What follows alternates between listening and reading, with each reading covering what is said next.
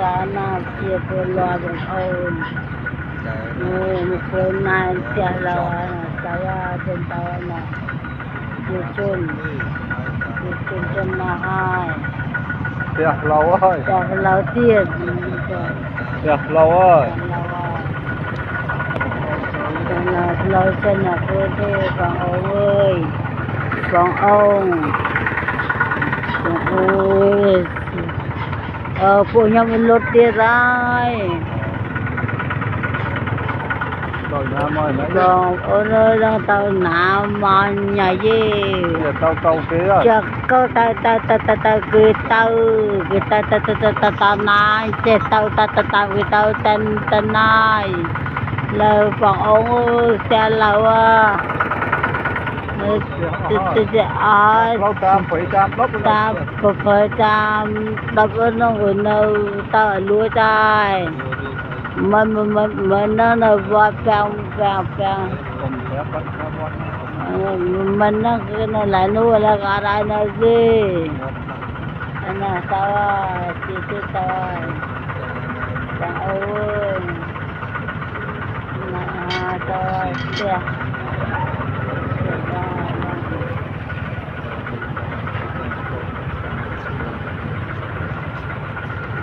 Nhân đặng sân chôn thế này. Đó, lâu luôn quá.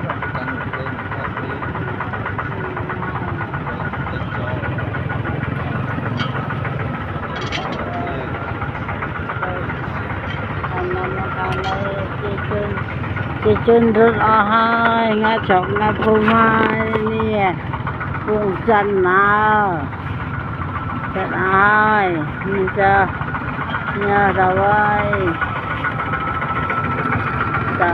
chân ai là trả lời kia trả lời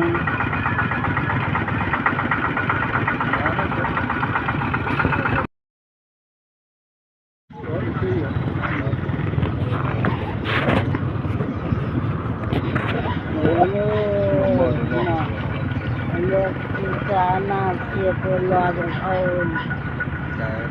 Mukunan siapa lawan saya tentang Cucun mahal. Tiah lawai. Tiah lau tiệt. Tiah lawai. Lau chân là cô thế bằng ông ơi.